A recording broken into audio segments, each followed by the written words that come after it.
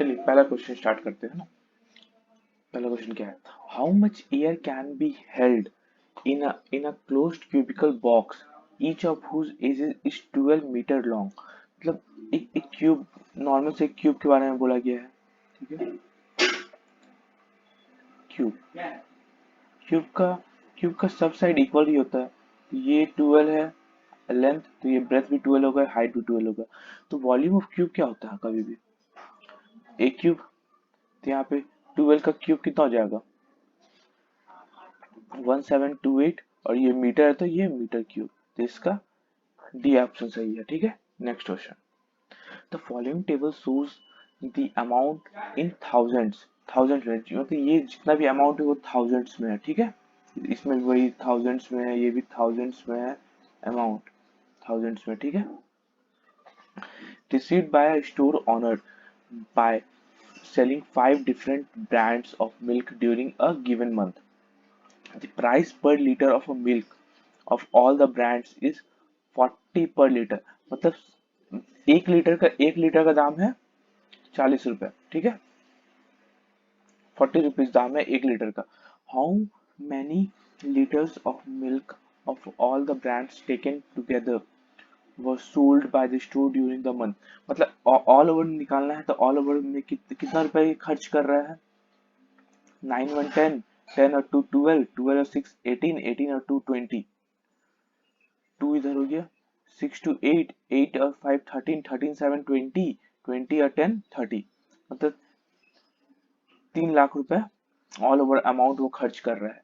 मतलब all over कितना? 3 लाख रुपए खर्च कर रहा है। ठीक है, 3 लाख रुपीज। और पर लीटर का वैल्यू है 40।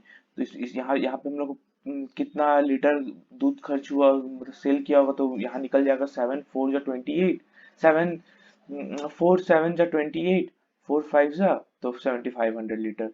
ठीक है, next question. Study the given graph and answer the question that followed. The bar graph shows the population of 6 countries 2010 से 2020 तक के लिए। यहाँ पे दिया हुआ है 2010 से 2020 तक में कितना पॉपुलेशन इंक्रीज हुआ है या डिक्रीज हुआ है। ठीक है, in US by what approximate percentage did the population increased by 2020 में यूएस में कितना हुआ था? 80। ठीक है, यहाँ ये हिसाब से देखिए, यहाँ पे है ना 80, और 2010 में 65। तो कितना का इंक्रीमेंट हुआ? 15 का। किसके रिस्पेक्ट में? किसका लास्ट में? Over then 2010। 2010 को नीचे ले लेंगे इंटू 100, 5 3 जा 5 13 जा। ठीक है, ये आ जाएगा हम लोग का 300/13 हुआ, तो 13 2 जा 26, बचा 4, तो 40 हुआ, 13 3 जा 39, 23 पॉइंट कुछ, तो इसका ऑप्शन में 23.8 यही है, तो इसका बी ऑप्शन सही होगा। ठीक है, next question. The following pie chart shows the sales in a restaurant in a day in percentage term. If the total number of items sold in a day is 100, ठीक है, मतलब all over मिला के 100 cell हो रहा है। ठीक है, then what is the central angle? ये सेंट्रल एंगल होता क्या है? सेंट्रल एंगल 360 डिग्री होता है ना, सेंट्रल एंगल। ऑल ओवर पूरा अगर सर्कल को मिला देंगे तो ये कितना होगा? 360 डिग्री का होता है। ठीक है, made by the sector giving the data about the sale of the sandwich का in a pie chart. Sandwich का कितना है? ये 20 सेल है। मतलब 100 रुपए का अगर सेल था तो उसमें 20 रुपीज सैंडविच का था। 1 रुपए में 20/100 होगा, और 360 डिग्रीज में 360 डिग्रीज का एंगल ही निकाला था, तो 20/100 इंटू 360। ठीक है, ये 0 0 कट गया, ये 0 कट गया, इसका आंसर हो जाएगा 72 डिग्री। ठीक है, इसका बी ऑप्शन सही है। Next question. Gita bought a bag for 1000 and spend 300 on fixing the defect in the bag. मतलब इसका टोटल कॉस्ट प्राइस कितना पड़ गया बैग का? 1000 रुपीज प्लस 300। ठीक है, तो इसका पड़ गया total cost price 1300। Cost price, total cost price तो यही पड़ा ना। ठीक है, अब बोला क्या आगे? Later she sold it for 1500। मतलब ये सेलिंग प्राइस इसका कितना हो जाएगा?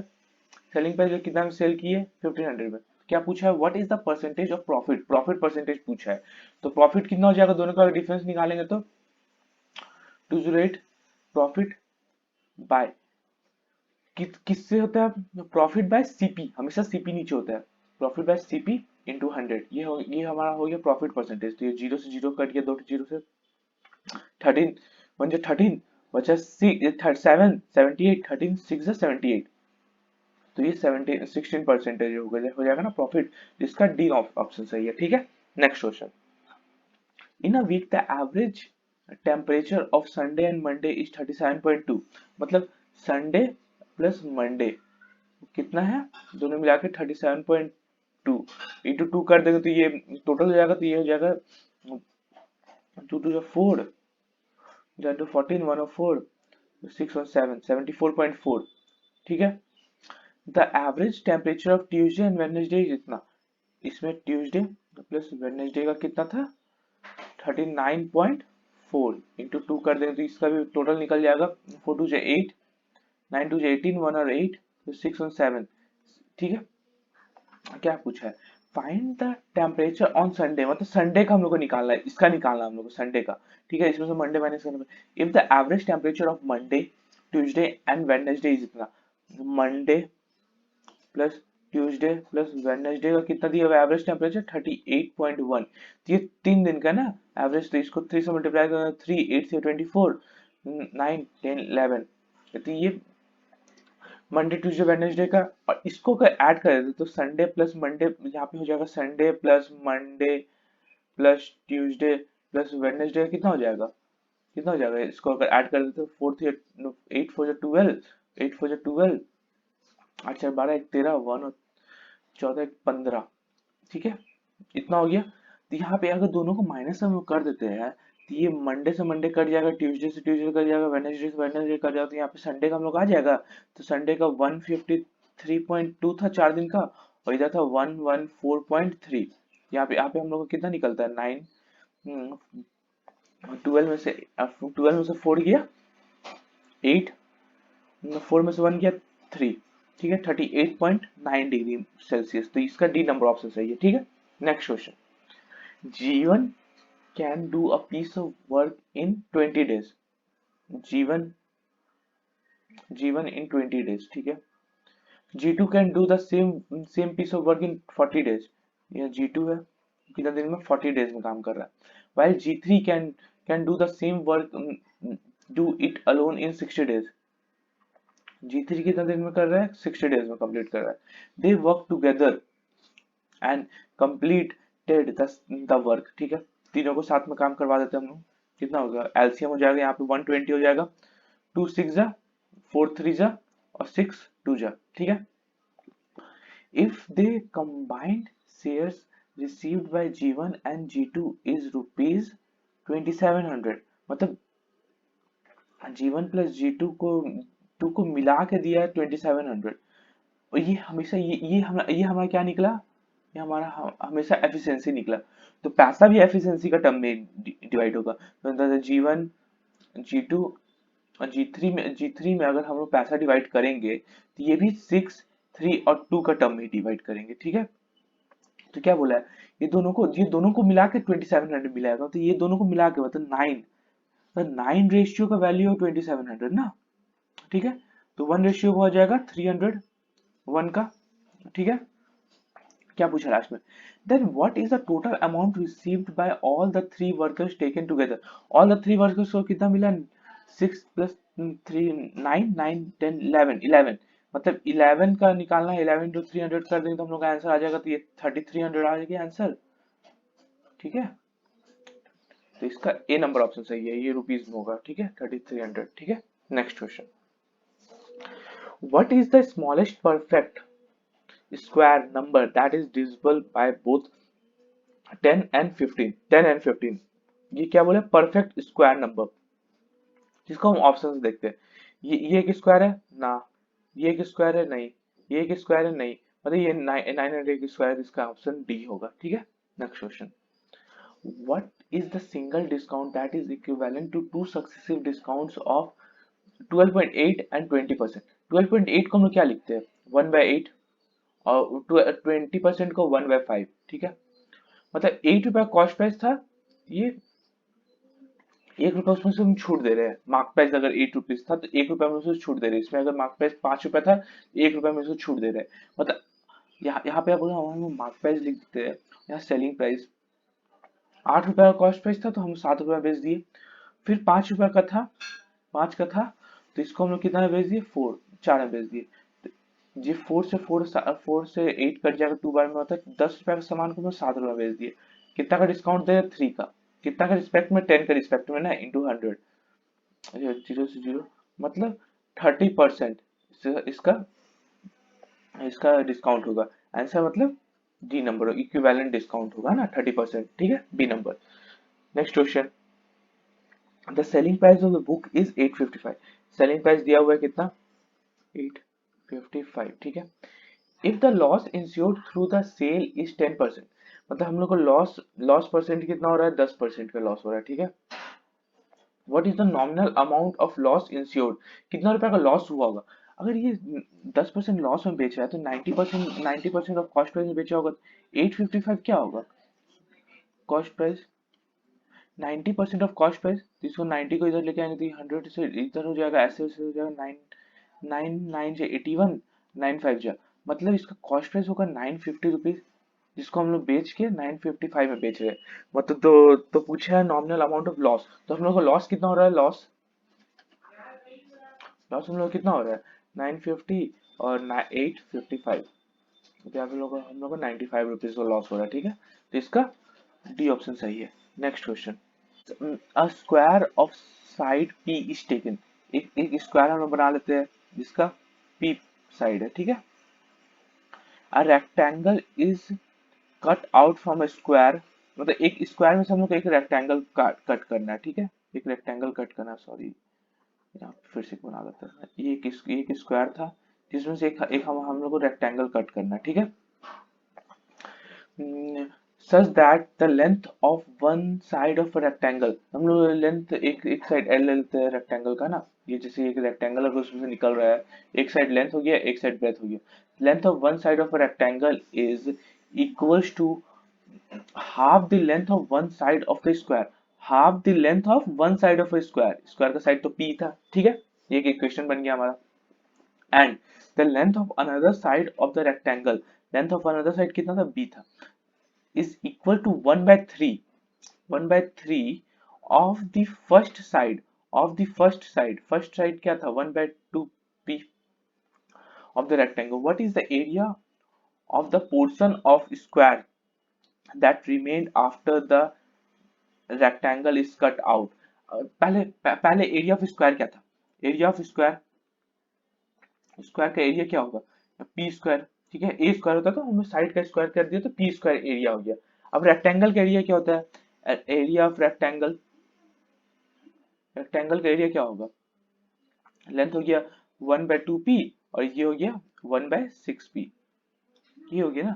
तो लेंथ इंटू ब्रेथ ही होता है ना, तो लेंथ हो गया 1/2p इंटू 1/6p, यहाँ 1/12p स्क्वायर, ये हो गया। तो यहाँ पे कुछ बोला क्या था, the area of the portion of square that remained after, तो रिमेन मतलब दोनों का बीच का, मतलब ये एरिया निकालना है हम लोग को, है ना, जो बच गया ये रेक्टेंगल निकालने के बाद, तो ये एरिया हम लोग का हो जाएगा पी स्क्वायर, ये total area of square minus rectangle का एरिया, रेक्टेंगल का एरिया कितना 1/12 पी स्क्वायर। यहाँ पे 12 अगर कॉमन ले लेते हैं, 12 अगर एलसीएम ले लेते हैं, 12 P square minus 1 P square, ठीक है। यहाँ पे हो जाएगा 11 पी स्क्वायर बाय 12, ठीक है। तो इसका बी नंबर ऑप्शन सही है। Next question, the length of each diagonal of rectangle is 50 centimetre. Rectangle एक बना लेते हैं, ठीक है, लेंथ ब्रेथ, ये डायगोनल का लेंथ दिया हुआ है कितना 50, ठीक है, centimetre, and the breadth is 14 centimetre, breadth को 14। What is the area of the rectangle, area निकालने के लिए हम लोग को लेंथ का जरूरत होता है, क्योंकि एरिया ऑफ रेक्टेंगल क्या होता है, एरिया ऑफ रेक्टेंगल क्या होता है, लेंथ इंटू ब्रेथ। यहाँ पे हम लोग पाइथागोरस थ्योरम अगर लगाते हैं, यहाँ पे ये 90 डिग्री हो गया, पाइथागोरस थ्योरम के हिसाब से H square equal to B square plus B square, ठीक है। एच स्क्वायर मतलब ये 50 का स्क्वायर, 50 का होल स्क्वायर इक्वल टू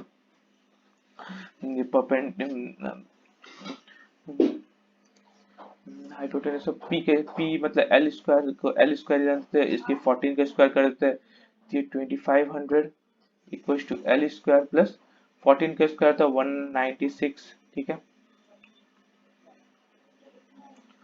तो 196 माइनस कर देते हैं, तो 4 में से 1 गया 3 और 2 इक्वल टू एल स्क्वायर। यहाँ पे एल कितना हो जाएगा, सॉरी ये स्क्वायर हटा देते हैं, इसका क्यूब रूट ले लेते हैं। एल कितना, सॉरी एल कितना हो जाएगा, √2304। ये किसका हो जाएगा, ये 23, ये 2304 किसका हो जाएगा, अगर इसको हम ऐसे निकालना चाहे तो ये हो जाएगा, ये 2 डिजिट ना, तो ये 4 4 16 5 5 20 आएगा, 4 4 जा 16, बचा कितना, 4 4 जा 16 बचा कितना, ये हो जाएगा 48 का स्क्वायर हो जाएगा, ठीक है। हम अभी बना बना निकाल देते हैं, ये आप लोगों को अगर नहीं आता हो तो ये सीख लीजिए, ठीक है। यहाँ बचा कितना, 4 3 7 7, ये 0 4 साथ उतर गया, ये जो 4 है हमेशा इसमें ऐड हो जाता है, तो ये 8 हो गया, तो 8 से अब कितना बन जाएगा 88, अगर 8 मल्टीप्लाई कर 8 8 64, 6 और 4 7 8 8 जा 56 और 6 8 8 जा 64 और प्लस 6 70, ठीक है। मतलब ये 8 बार में जा रहा है, यहाँ 8 लिख दिया तो 48 का स्क्वायर हो जाता है, ठीक है। मतलब एल एल हमारा हो गया 48 सेंटीमीटर, ठीक है। तो एरिया ऑफ रेक्टेंगल कितना था, लेंथ 48 हो गया, और ब्रेथ कितना था 14, तो 8 4 जो 12, 2 वाला ऑप्शन आएगा, 2 किसमें इसमें और इसमें, मतलब ये दोनों ऑप्शन, ये दोनों ऑप्शन तो गलत हो गया, ठीक है। 48 इंटू 2, 48 इंटू 14 मल्टीप्लाई करते हैं, 8 4 जो 32, 4 4 16, 16 8 24, 24 8, 24 और 3 27, 2 और 7 4 प्लस 5 6 672, तो इसका 672 मतलब ये डी नंबर ऑप्शन सही है, ठीक है। Next question, a train covers a certain distance at the speed of 80 in 6 hour. Formula क्या होता है, speed equals to distance by time. कितना के स्पीड से भाग रहा है, 80 का स्पीड से, डिस्टेंस कुछ ट्रेवल किया होगा कितना आवर में, 6 आवर में, तो distance equals to distance, total distance कितना हो गया 480 किलोमीटर, ठीक है। Find the speed of the train for for covering the same distance in 5 hour। अब टाइम कितना है, फिर से फॉर्मूला लगाते हैं, speed equal distance by time. Speed हम लोग को निकालना है, डिस्टेंस तो कितना है 480 ही था, और टाइम अब दे दिया 5 घंटा में कितना कर 96 किलोमीटर पर आवर, ठीक है। इसका ये नंबर ऑप्शन सही है, ठीक है। नेक्स्ट क्वेश्चन, ये तो नॉर्मल, ये सॉरी ये इशू था ना, वेट फॉर मिनट, ये इशू था, ठीक है। 3/x इक्वल्स टू 12/20, इससे इजी तो कोई क्वेश्चन आपको नहीं मिलेगा। 3 4 जा 4 5 जा, तो x इक्वल्स टू 5, ठीक है। x का वैल्यू निकालना था, तो इसका डी नंबर ऑप्शन सही है, ठीक है। Next question, Mayank spent 35% of his income on household items, 25% on electronic item, 7% on medicine. 100 रुपए अगर इसका इनकम है, जिसमें वो 35 रुपए खर्च करता है monthly income house hold items में, 25% इलेक्ट्रॉनिक में और 7% ऑन मेडिसिन, टोटल कितना खर्च कर दिया 5 5 10 और 10 प्लस 1 10 और 7 17, 5 1 6 67 वो खर्च कर दिया, ठीक है। ही सेव द रिमेनिंग अमाउंट, तो 100 में से अगर 67 चली गया, 100 में से 67 अगर खर्च कर देता, बचा उसके पास कितना 23 ना, 33, तो यही 33 का वैल्यू दिया 11550 ना, तो 11 3 जा 11 1 जा 11 5 जा 0 और 3 3 जा 9 3 5 3500। मंथली इनकम कितना बोला है, एक का अगर 350 है तो 100 को हम लोग 100 लिया था पहले, इसका इनकम यहाँ पे हो जाएगा 350 और 2 जीरो और इतना उसका हो जाएगा मंथली इनकम। ठीक है, इसका बी नंबर ऑप्शन सही है। Next question, in a class of 1500 student the percentage of girl is 30%। मतलब 100 अगर स्टूडेंट था तो उसमें 30 गर्ल्स है और 70 बॉयज है। ये गर्ल्स है या बॉयज है? If 80% of boys failed in the examination, 80% 80% इसका फेल होता है, 7 8 से 56, मतलब 56 अगर फेल हो रहा था, कितना परसेंट, कितना बॉयज पास हो रहा है? 14 बॉयज पास हो रहा है और ये फेल हो रहा है 100 में से, है ना। Find the number of boys who passed in the examination. तो 14, 100 का वैल्यू 1500 है, तो एक का वैल्यू 15 हो जाएगा, तो 14 का वैल्यू हो जाएगा 14 इंटू 15, तो ये हो जाएगा 210। ठीक है, तो इसका बी नंबर ऑप्शन सही है। Next question, the average of D1 and D2, मतलब D1 प्लस D2 बाई 2 दिया हुआ है कितना 40, जिसके हिसाब से D1 प्लस D2 हो जाएगा 80। ठीक है, the average of D2 and D3 हम डायरेक्ट लिख देते हैं, D2 प्लस D3, 45 इंटू 2 90। ठीक है, the average of D1 and D3, D1 plus D3 equals to कितना 55। ठीक है, what is the value of D3?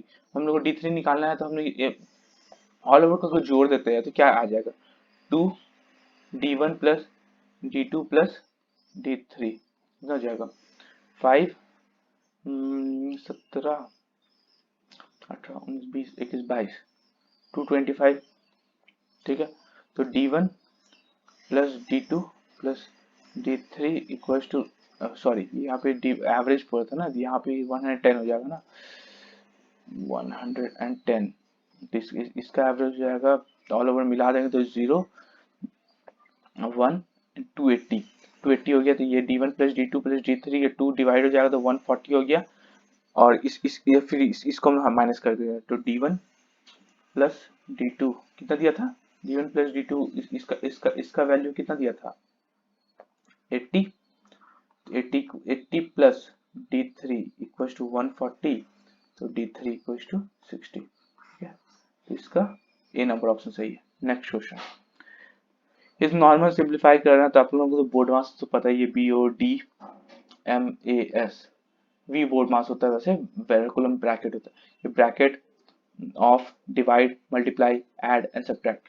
सबसे पहले यहाँ पे ये ब्रैकेट सॉल्व होगा, तो ब्रैकेट 1/4 ऑफ मतलब मल्टीप्लाई बाय 16 प्लस, इसमें से ब्रैकेट पहले सॉल्व होगा, ब्रैकेट पहले सॉल्व किया जाए तो 24 बाय 120 बाय 24 इंटू 10। ठीक है, तो ये 24 5 बार में 5 टू 50, 4 4 प्लस 50 मतलब कि 54, तो इसका डी नंबर ऑप्शन सही है। ठीक है, नेक्स्ट क्वेश्चन,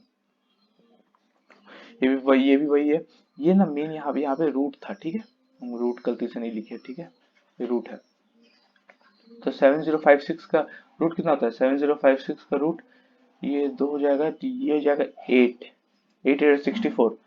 ठीक है, मतलब 84 या 86 का स्क्वायर होगा ये, क्योंकि लास्ट में 6 है, तो 84 का स्क्वायर या 86 का स्क्वायर, तो हम लोग 85 का देख लेते हैं, अगर उससे ज्यादा आया तो 86 हो जाएगा, उससे कम आया तो 84 हो जाएगा। तो 85 का स्क्वायर हमेशा निकालने के लिए हम लोग को 5 का तो 25 लास्ट में हो ही गया, और इसको इसको निकालने के लिए एक आगे कर देते हैं, तो 8 को 9 से मल्टीप्लाई कर देंगे, अगर यहाँ 7 रहता तो 8 से मल्टीप्लाई कर देते, 8 को 9 से मल्टीप्लाई कर देते, 8 9 72 725 हो जाएगा 85 का स्क्वायर, ये 7056 से 725 से कम है, तो मतलब 84 का स्क्वायर हो जाएगा, तो ये 84 हो गया, माइनस 2/3 तो वैसे का वैसे रह जाएगा, 5/8 इंटू 276, तो यहाँ 8 ना 3 9 जा 27, 3 2 जा 4 2 जा 4 2 जा 8, 4 3 जा 2 से 2 गया, तो 23 इंटू 5 कितना होता है 105 माइनस 84 कितना हो जाएगा 131। ठीक है, इसका बी नंबर ऑप्शन सही है। Next question, after 4 years Ramesh age will be 50% more after 4 year Ramesh का एज को after 4 years Ramesh age will be 50%, मतलब 1/2 मोर देन, मतलब मोर देन, मतलब 3/2 more, 1/2 3/2 more than what is the age was 16 years ago, मतलब रमेश का कितना 16 years ago जितना था। बस इसको नॉर्मल से सिंप्लीफाई करना है, क्रॉस मल्टीप्लाई हो जाएगा तो 2r plus 8 equals to 3r minus 16 3 48, तो r इधर चल जाएगा तो r इक्वल्स टू 56। ठीक है, क्या पूछा क्या था, प्रेजेंट एज ही तो r आ गया। ठीक है, next question, Kajal can do a piece of work in 24 days.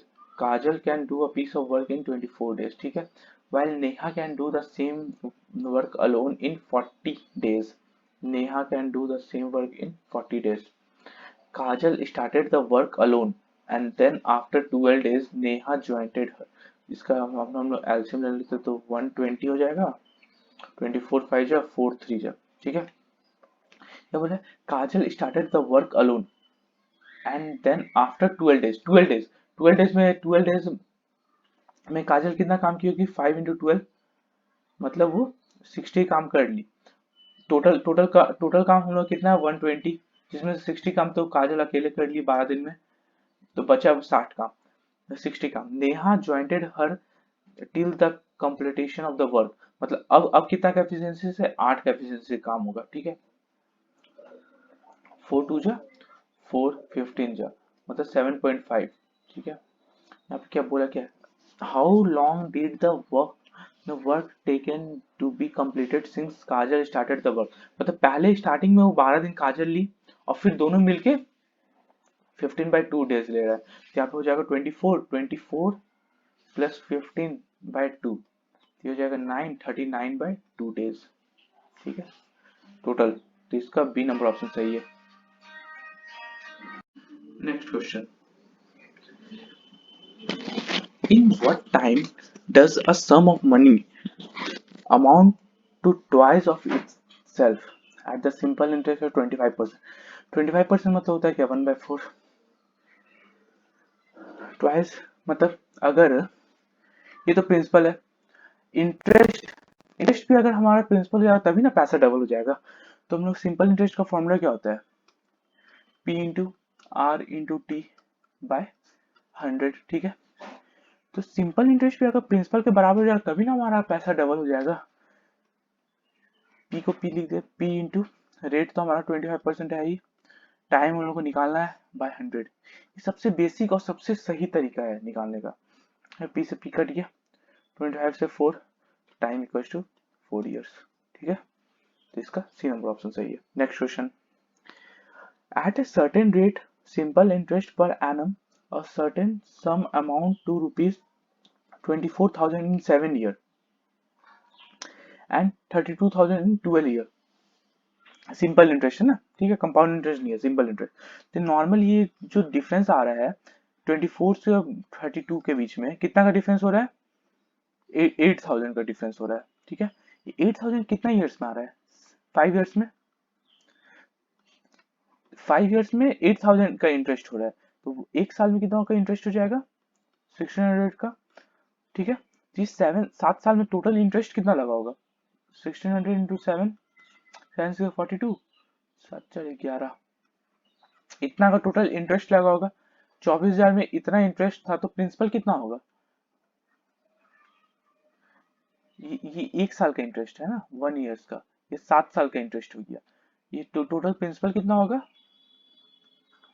008, 3 में से 1 गया, 3 में से 1 गया 2, 2 में से 1 गया 1, इतना ये प्रिंसिपल होगा। पूछा क्या है, रेट। तो हम लोग का सिंपल इंटरेस्ट का फॉर्मूला क्या होता है, P इंटू सिंपल इंटरेस्ट का P into R into T by 100।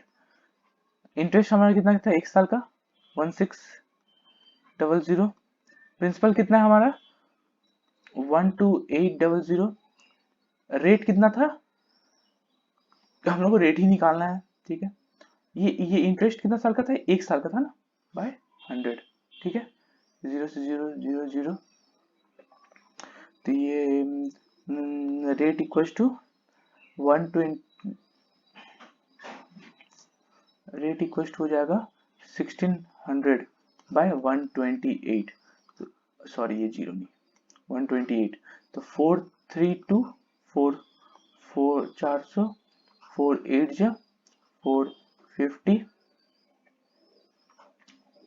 तो ये हो जाएगा 4 जा 225, 12.5%। ठीक है, तो इसका सी नंबर ऑप्शन सही है। Next question, last question. अब इसका तो नॉर्मल से एवरेज निकालना, what is the average of इतना इतना इतना इतना। एवरेज निकालना तो सबको जोड़ के और बाय 1 2 3 4 5 6 से डिवाइड कर देना है। तो इसको हम सबको जोड़ लेते हैं। 76, 44 एंड 54, तो 6 4 10, 10 20, तो इसमें ऐड हो गया 7 4 11, 11 12 13 14 15, 15 5 20 और ये 4 24, कितना सा 1 2 3 4 5 6, 6 से 640, इसका इसका 40 आंसर आएगा। एवरेज निकालना बोला था ना, 40 आंसर होना चाहिए। चलिए 11 11 12 13 14 15, 15 5 20, 20 4 24, ये 1 2 3 4 5, अच्छा 5 से डिवाइड करना है ना, सॉरी 5 से डिवाइड करना है, तो 5 से, तो 5 548, तो इसका 48 आंसर आएगा।